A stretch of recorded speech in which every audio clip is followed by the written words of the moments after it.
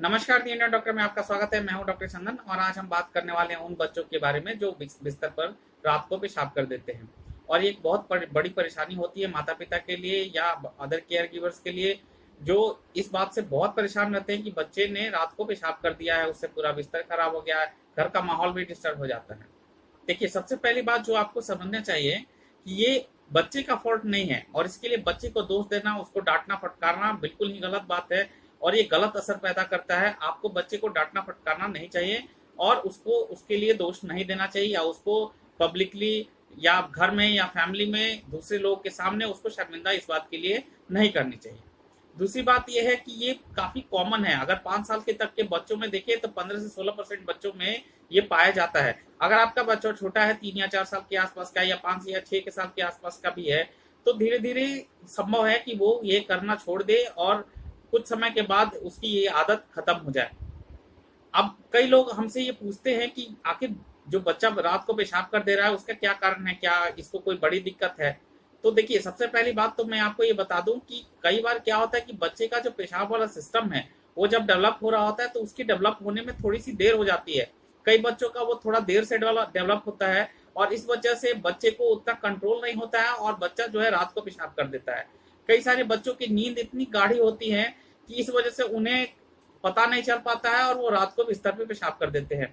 कभी इन्फेक्शन की वजह से भी होता है, कुछ केसेस में ये अंदरूनी समस्याओं की वजह से भी होता है। जो पेशाब वाले सिस्टम है उसमें कुछ गड़बड़ी है, कुछ समस्या है, तो भी ये होता है। तो आपको ये समझना चाहिए कि ये बच्चे का दोष नहीं है और उसके लिए उसको दोष देना, पब्लिकली शर्मिंदा करना, डांटना फटकारना बिल्कुल ही गलत बात है। इसके लिए आपको खुद को भी दोष नहीं देना चाहिए और इसके लिए पॉजिटिव तरीके से आगे बढ़ना चाहिए, जो हम इस वीडियो में अब आपको बताने वाले हैं। सबसे पहली बात कि अगर बच्चे ने रात को बिस्तर पे पेशाब कर दिया है तो कई सारे केसेस में ये देखा जाता है कि माता पिता उसको शर्मिंदा करने के लिए वो बिस्तर वैसे ही छोड़ देते हैं या उसको उसी बिस्तर पर सोने के लिए मजबूर करते हैं ताकि वो शर्मिंदा होकर ये आदत छोड़ दे। ये करना गलत बात है। अगर किसी बच्चे ने रात को बिस्तर पर पेशाब कर दिया है तो उसे साफ करें और उसको क्लियर करके आप रूम में डिओड्रेंट का इस्तेमाल कर सकते हैं या तमाम दूसरी जो चीजें हैं उनका इस्तेमाल करके आप रूम को नॉर्मल बनाएं। हाँ, इसमें एक बात ध्यान देने वाली है कि जब आप बिस्तर को साफ कर रहे हैं, उस बच्चे के बिस्तर को साफ कर रहे हैं, तो उसमें उससे थोड़ी बहुत मदद लीजिए। कई लोग बिस्तर पे प्लास्टिक या बहुत सारी जो छोटे मोटे गद्दे हैं जो अलग से बच्चे के लिए बनाए जाते हैं वो इस्तेमाल करते हैं। या बिस्तर का जो चादर है, जब आप उसे हटा रहे हैं बिस्तर से तो आप हटाकर बच्चे को दे सकते हैं या बच्चे को बोल सकते हैं कि इसको थोड़ा सा हटा के आप ले जाकर घर में कहीं और जहां भी आप बताएं वहां रख देने के लिए। मतलब थोड़ी बहुत मदद आपको बच्चे से लेनी चाहिए। इससे क्या होता है कि इसका एक साइकोलॉजिकल बेनिफिट होता है जो बच्चे को ये आदत छोड़ने में मदद करता है। उसको दोष नहीं देना है लेकिन उसको थोड़ा सा इन्वॉल्व करना है उस क्लीनिंग के प्रोसेस में। जब आप रात को उसने पेशाब कर दिया, वो साफ कर रहे हैं, तो उसमें उसको इन्वॉल्व करना है। दूसरी बात है कि बच्चे को समय समय पर दिन में पेशाब करने के लिए बोलना चाहिए या देखना चाहिए कि वो समय समय पर पेशाब करने जा तो रहा है। साथ ही सोने से ठीक पहले बच्चे को पेशाब करवाकर ही बिस्तर पर जाने देना चाहिए। यानी सोने से ठीक पहले बच्चा पेशाब जरूर कर ले, इस बात का आप ध्यान रखें। तीसरी बात है कि बच्चे को जो आप पानी दे रहे हैं पीने के लिए या पेय पदार्थ जो दे रहे हैं बच्चे को पीने के लिए, उसको एक खास तरीके से आपको देना है।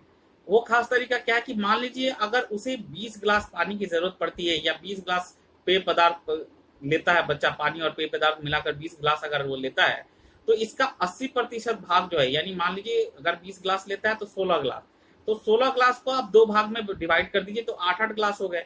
तो सुबह से लेकर 12-1 बजे तक आप 8 ग्लास दे देंगे और 12-1 बजे से लेकर शाम के 5-6 बजे तक आप 8 ग्लास दे देंगे। और शाम के 5-6 बजे के बाद से, अगर बच्चा 10 बजे सोता है तो 10 बजे के बीच में उसे 3 से 4 ग्लास ही पानी आप देंगे।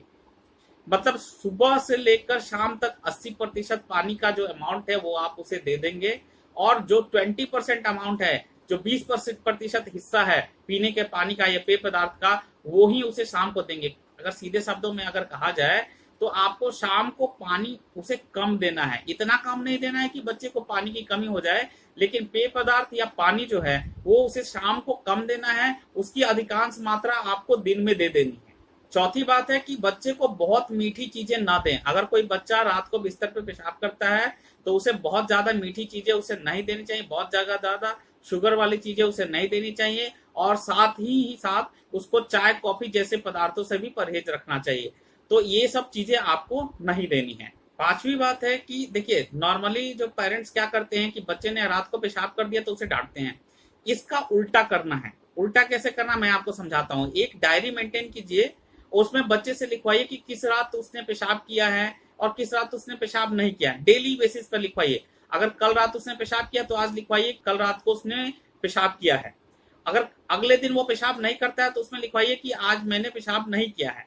तो इस तरह से एक डायरी मेंटेन करवाइए। और जिस दिन बच्चा पेशाब नहीं करता है, जिस दिन बच्चा बिस्तर पर पेशाब नहीं करता है, उस दिन उसे कोई ट्रीट दीजिए, कोई गिफ्ट दीजिए, कोई मोटिवेशनल कोई ऐसी चीज दीजिए जो उसकी पसंद की हो, जिससे उसे मोटिवेशन मिले कि जब वो रात को पेशाब नहीं करता है तो मेरे मम्मी पापा खुश होते हैं या मुझे ऐसी चीजें देते हैं।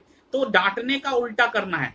नॉर्मली लोग क्या करते हैं कि जिस दिन पेशाब करता है उसे डांटते हैं, ऐसा नहीं करना है। जिस दिन पेशाब ना करे उस दिन उसकी तारीफ कीजिए, उस दिन उसे कुछ गिफ्ट दीजिए, उसकी कोई पसंदीदा चीज, कोई टॉयज, चॉकलेट, कुछ भी जो उसे पसंद है वो दीजिए। और ऐसा आपको लगातार करना है, कुछ महीनों तक आपको लगातार करना है। तो ऐसा देखा गया है कि जब आप ऐसा करते हैं, ये एक तरह की मोटिवेशनल थेरेपी होती है।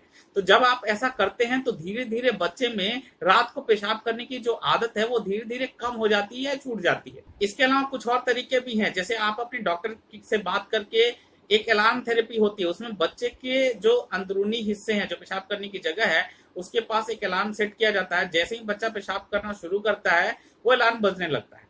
लेकिन आप नॉर्मल तरीके पे अगर आप घर पे कुछ करना चाहते हैं तो आप एक और चीज ट्राई कर सकते हैं।